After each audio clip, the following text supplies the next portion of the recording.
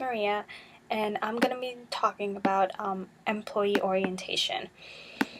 I chose two articles to talk about, and since it's a very generalized topic, I think it goes well with our industry, which is restaurant and hospitality. The article's name is Employee Orientation: How to Improve Your Organization's Retention Now.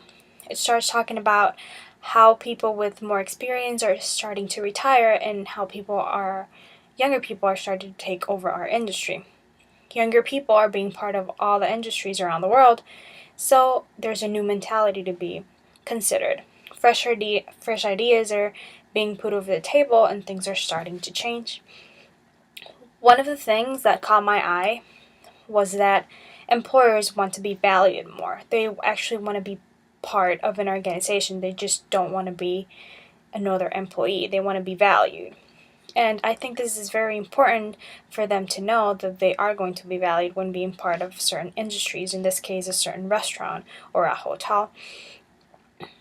After reading this, it talks about the different aspects you should follow when you're hiring someone. How you should organize your hiring process and how you can improve the quality of employees you choose.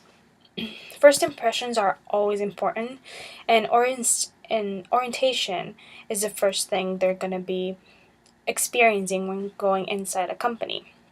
So this is a very important step for an employee. An employee orientation provides a lot of new information to be processed, but it is key to have a good orientation so this way the rookies, as we call them, are prepared to what is to be expected, especially in a restaurant business because it's so stressful and there's a lot of pressure. So they need to be aware of what they're going to encounter once they start working. Also, there are different ways that you can go on with orientation. They can be able to meet who they're going to be working with and how they're going to respond. And this way you can also see how they're going to start responding to pressure or stress, or how they can work as teamwork.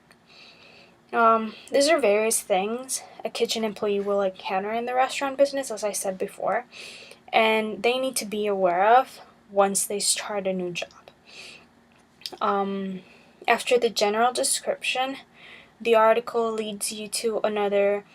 The first article leads you to another one that it's a little bit more into orientation, and this one is called "The Significance of New Employee Orientation Programs." It gives you pretty much guidelines to follow, which I think it's very important a restaurant or a hotel should take in consideration when making an orientation interesting and not boring, because it's the first thing an employee sees.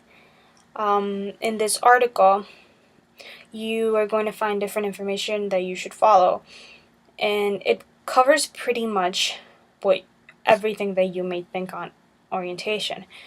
The diversity of this topic is really big, but the guidelines can always be covered without affecting what you're going to try to show your new employees.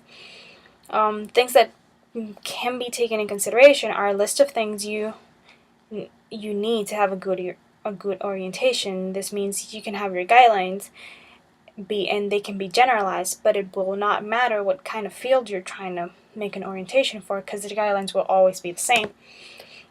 You need to start thinking about different things that you have to talk about in orientation. This can be, you need to think that it has to be something long term, how to create extended programs, how to involve others in firms or stuff.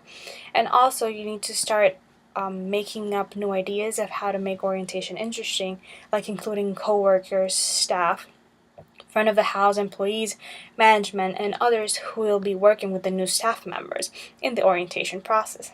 And even to create a buddy system. This way, new employees can meet older employees and vice versa. After this, you can create also a checklist, which I thought it was really interesting.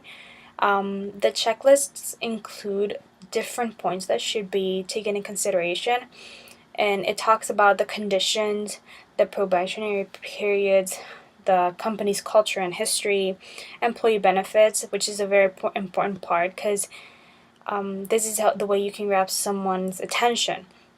Also, other opportunities they might have while working there. The payroll, what they're going to be paid, how they're going to be paid, what kind of company it is, the time reporting procedures and policies, which is very important because this also has to do with payroll. The company policies, as read before in the book, we can also find about sexual harassment, vacation, and other different things. It also mentions how you should orient them with different comfort zones and trust from the beginning. And these are tips that should be taken in consideration because this way they can show excitement and enthusiasm about the company. Also, to outline the company goals for new hires and educate employees on how they will contribute for an overall company goals. It's very important they need to know that everything is to make the company better. You can also ask for feedback from the new employees to see what they like and what they didn't. And it's always good to have new employees participate in fine-tuning the process for future employees. This way you can, as I said before, have feedback from the people you're about to hire. And this way you can be refining your orientation every time you hire someone new. This is my presentation about orientation. Thank you.